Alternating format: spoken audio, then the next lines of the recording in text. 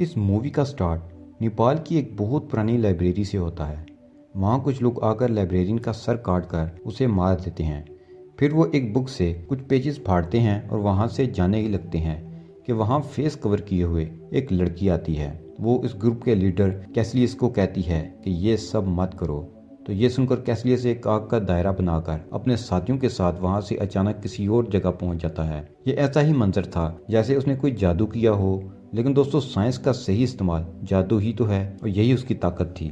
उनके पीछे पीछे वो लड़की भी आ जाती है और उनकी फाइट शुरू हो जाती है। वो अकेली लड़की इन सबको टफ टाइम दे रही होती है और सब उसका मुश्किल से ही मुकाबला कर पा रहे होते हैं। तो कैसलियस एक और दायरा बनाता है और वहां से भी निकल जाता है। फिर सीन बदलता है और हम एक हॉस्पिटल में डॉक्टर स्टीफन स्ट्रेंज को देखते हैं, जो कि एक बहुत ही काबिल न्यूरो सर्जन होते हैं और उन्होंने बहुत से ऐसे लोगों की जान बचाई होती है जो किसी और सर्जन के बस की बात नहीं थी।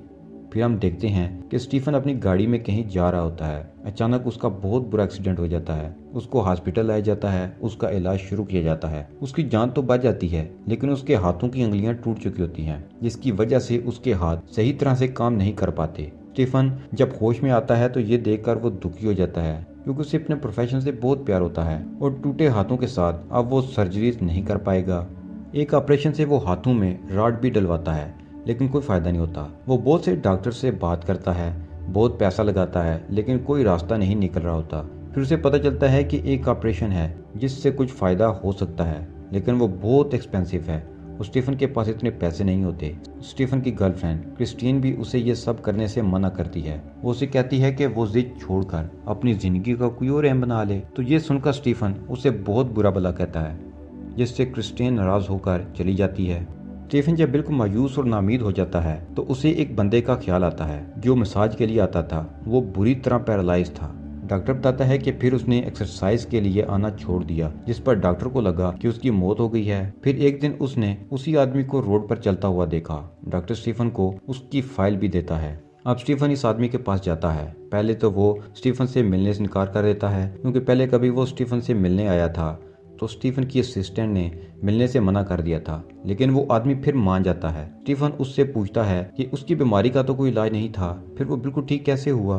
तो वो आदमी बताता है कि वो मायूसी की हालत में पहाड़ों की तरफ निकल गया। वहाँ उसे एक एकेडमी मिली और वहीं उसका इलाज हुआ। स्टीफन के बहुत इसरार पर वो उसे बताता है कि वो एकेडमी नेपाल में है और उसका नाम कमरताज है। इस एकेडमी की कीमत बहुत ज्यादा है। स्टीफन कहता है कि मैं जितनी भी फीस हो देने को तैयार हूँ। तो वो आदमी कहता है, मैं पैसे की बात नहीं कर रहा।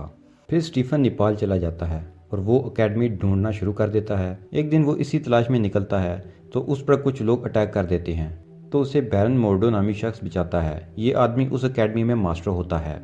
बैरन उसे कमरताज में ले जाता है, जहाँ उसकी मुलाकात उसी औरत से होती है जिसका जिक्र मूवी के शुरू में किया गया था। उसे सब एंशियंट वन के नाम से जानते हैं और वही इस एकेडमी की हेड होती है। स्टीफन इस औरत से पूछता है कि उसने इस आदमी की स्पाइन को कैसे ठीक किया। तो एंशियंट वन उसे बोलती है कि जब कोई वेन जिस्म में कट जाती है तो उसे कौन जोड़ता है। तो स्टीफन कहता है कि उसे सेल जोड़ते हैं। तो स्टीफन सोचने लगता है कि शायद यहाँ कोई रिसर्च चल रही है जिससे इनको कोई तरीके पता होंगे जिससे वो बॉडी ठीक करना जानते होंगे। स्टीफन डॉक्टर है और साइंस पर बिलीव करता है, लेकिन एंशियंट वन उसे बताती है कि उसके जिस्म के सेल्स नहीं बल्कि सोल बॉडी को ठीक करेगी। यह सुनकर स्टीफन उसका मजाक उड़ाता है। तो एंशियंट उसे एक पंच मारती है, जिससे कुछ वक्त के लिए उसकी सोल उससे अलग हो जाती है। स्टीफन को लगता है कि शायद उन्होंने उसे नशे वाली चाय पिला दी है, जिसके असर से ये सब हो रहा है। फिर एंशियंट उसके सर पर हाथ रखकर उसे ऐसे मनाजर दिखाती है जिससे उसे उस पर यकीन आ जाता है। लेकिन अब एंशियंट वन उसे सिखाने से इनकार कर देती है और उसे एकेडमी से निकाल देती है। फिर स्टीफन वहाँ ही बैठा इंतजार करता रहता है। फिर सीन बदलता है और एंशियंट वन नजर आती है, जहाँ बैरन उनके पास आकर कहता है कि उन्हें स्टीफन की मदद करनी चाहिए। वो कहती है कि उसमें सीखने की सब सलाहियतें हैं, वो उसे सब सिखाकर दोबारा होनहार स्टूडेंट नहीं खोना चाहती। तो बैरन कहता है कि ये आपको कैसलियस की याद दिलाता है। बैरन कहता है कि कैसलियस के पास जो पेजेस हैं, अगर उससे वो समझ आ गई तो ये खतरे की बात है। तो इस वक्त कमरताज को डॉक्टर स्ट्रेंज की जरूरत होगी। बैरन एंशियंट वन को मनाकर स्टीफन को अंदर ले आता है।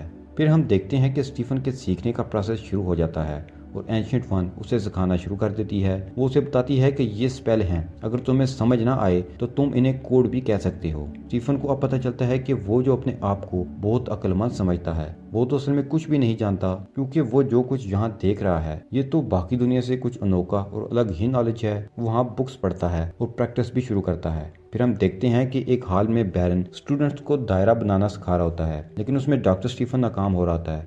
बैरन उसे कहता है कि फोकस करे और उस जगह का सोचे जहां वो जाना चाहता है, लेकिन कुछ फायदा नहीं होता। फिर वहां एंशिएंट आ जाती है और सबको बाहर भेज देती है। फिर सर्कल बनाकर स्टीफन को माउंट एवरेस्ट छोड़ाती है और कहती है कि यहाँ कोई भी इंसान ज्यादा से ज्यादा 30 मिनट जिंदा रह सकता है। अब तुम यहाँ से सर्कल बनाकर वापस आओगे। और एंशिएंट वहाँ से वापस आ जाती है और हाल में उसका इंतजार करने लगती है।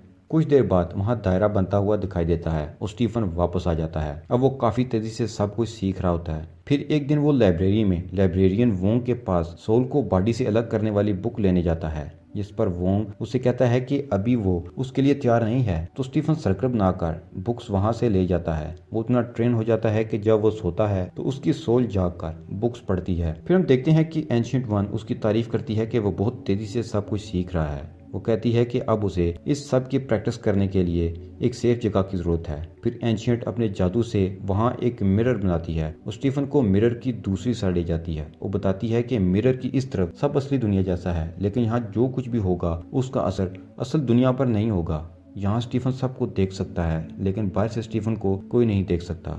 यहाँ स्टीफन अपनी मर्जी से कुछ भी बना सकता है और ख़त्म भी कर सकता है। फिर एक दिन जब लाइब्रेरियन लाइब्रेरी में नहीं होता तो वो वहाँ जाकर वही बुक लेता है जिसके पेजेस कैसिलियस ने लिए होते हैं। वो इस बुक में एक लाकड़ की पिक्चर देखता है जो उसके सामने पड़ा होता है। स्टीफन इस लाकड़ को पहनकर बुक के स्पेल पढ़ना शुरू कर देता है। ये स्पेल इंसान को पास्ट या फ्यूचर में लेकर जा सकते हैं। स्टीफन ये स्पेल सामने पड़े एप्पल पर करता है तो वो आधा एप्पल पूरा हो जाता है और फिर हाथ मोड़ने पर बिल्कुल खत्म हो जाता है। अब वो बुक के अगले पेजेस पर जाता है तो पेजेस फटे होते हैं। वो सर्कल को घुमाता है तो पेजेस वापस आ जाते हैं। इन पेजेस में डरमामो का जिक्र होता है। स्टीफन इन पेजेस को पढ़ ही रहा होता है कि वोंग और बैरन वहां आ जाते हैं और उसे कहते हैं कि टाइम से मत खेलो, तुम्हारी इसमें जान भी जा सकती है। स्टीफन इससे पूछता है कि असल में ये लोग यहाँ करते क्या हैं। इसके जवाब में वोंग उसे बताता है कि ये लोग दुनिया को खतरे से बचाते हैं। स्ट्रेंज पूछता है कि कैसा खतरा, तो वोंग उसे 3 दरवाजे दिखाता है। वो बताता है कि ये दुनिया के बड़े बड़े सिटीज को जाते हैं, जैसे न्यूयॉर्क, लंदन, हांगकांग। ये दरवाजे दुनिया को ब्लैक मैजिक से बचाते हैं। यहाँ कमरताज के लोग इन दरवाजों की हिफाजत करते हैं। स्ट्रेंज पूछता है कि हिफाजत किससे करते हैं। वोंग बताता है कि अंधेरे में रहने वालों से, जैसे डरमामो डार्क डायमेंशन में रहता है और वो बहुत खतरनाक है। जो पेजेस कैसिलियस ने लिए हैं वो उसे डरमामो से कांटेक्ट करने में मदद करेंगे। स्ट्रेंज कहता है कि उसे इस सब से कुछ मतलब नहीं, यहाँ वो सिर्फ अपने हार्ट ठीक करवाने आया है। इतने में लंदन वाले दरवाजे में खतरे की बेल बजती है और कैसिलियस उसे तोड़कर वहाँ आ जाता है। यहाँ हम देखते हैं कि कैसिलियस डरमामो से कांटेक्ट कर चुका है, उसे दुनिया में लाने की तैयारी में है। वो लंदन डोर को भी इसलिए तोड़ता है कि वो डरमामो के लिए रास्ते आसान कर सके। वहाँ कैसिलियस ब्लास्ट करता है जिससे स्ट्रेन न्यूयॉर्क गेट के टूटने की वजह से वहाँ से न्यूयॉर्क सिटी में जा पहुँचता है। वहाँ वो न्यूयॉर्क का प्रोटेक्शन एरिया देखता है और अंदर चला जाता है। वहाँ मिरर में वो एक कैप देखता है जो उसे देखकर हिलना शुरू हो जाती है। इतने में वहाँ कैसिलियस आ जाता है और डॉक्टर स्ट्रेंज के साथ फाइट शुरू कर देता है। वो कैप स्ट्रेंज की मदद करती है और कैसिलियस को स्ट्रेंज को मारने से रोक देती है और फाइट में स्ट्रेंज की मदद भी करती है। अब आप सोच रहे होंगे कि ये कैप कहाँ से आई। तो जब कमरताज में कोई अपनी प्रैक्टिस कंप्लीट करता है तो उसे कोई जादुई ताकत खुद चूज करती है। इस कैप ने स्ट्रेंज को चूज किया था। तो कैसिलियस और डॉक्टर स्ट्रेंज की फाइट जारी रहती है, जिससे स्ट्रेंज जीतकर कैसिलियस को गुलाम बना लेता है। कैसिलियस स्ट्रेंज को कहता है कि इसे इस दुनिया में डरमामो को आने दो, उसके आने से सारी दुनिया के लोग इमॉर्टल हो जाएंगे। वो उसे बताता है कि एंशिएंट वन भी यही करती है, तभी तो वो इतने सालों से अभी तक जिंदा है। इतने में कैसिलियस का एक साथी स्ट्रेंज पर अटैक करता है और उसके दिल पर वार कर देता है। वो सर्कल बनाकर उसी हॉस्पिटल में जाता है जहां वो काम करता है। क्रिस्टीन को ऑपरेशन रूम में बुलाकर उसे इलाज करने का बोलता है। डॉक्टर स्ट्रेंज की हालत बहुत खराब हो जाती है। फिर वो अपनी रूह की मदद से क्रिस्टीन की ऑपरेशन में मदद करता है। फिर वहाँ कैसिलियस का आदमी आ जाता है। वो क्रिस्टीन को कहता है कि किसी भी तरह बस मुझे जिंदा रखना, और फिर इस आदमी से फाइट करने चला जाता है।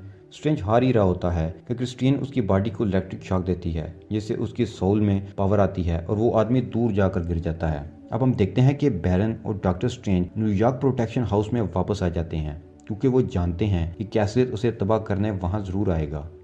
वो देखते हैं कि प्रोटेक्शन सेल तबाह हो चुका है और एंशिएंट वन की मौत हो चुकी है। फिर वो सब ठीक करने वापस जाता है तो देखता है कि हांगकांग प्रोटेक्शन सेल भी ख़त्म हो चुका है।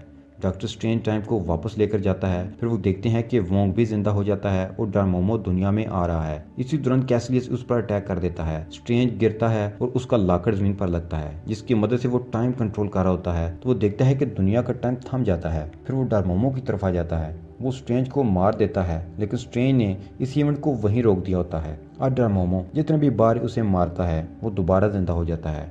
डॉक्टर स्ट्रेंज डोरेमोमो के सामने ये ऑप्शन रखता है कि वो कैसलियस को लेकर यहाँ से चला जाए, तभी डॉक्टर स्ट्रेंज ये सब ठीक करेगा। डोरेमोमो पहले तो नहीं मानता, लेकिन जब उसके पास कोई ऑप्शन नहीं बचता तो वो कैसलियस और उसके साथियों को लेकर वहाँ से चला जाता है। फिर बैरन कहता है कि अच्छाई की बुराई पर जीत हुई, लेकिन इस सब के लिए हमने गलत रास्ता अपनाया, जैसे कि एंशिएंट कर रही थी। वो इस सब का हिस्सा नहीं बनना चाहता और ये कहकर वो वापस चला जाता है।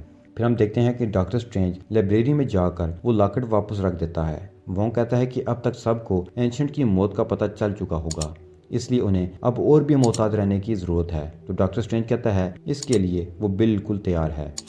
और ये मूवी यहीं ख़त्म हो जाती है।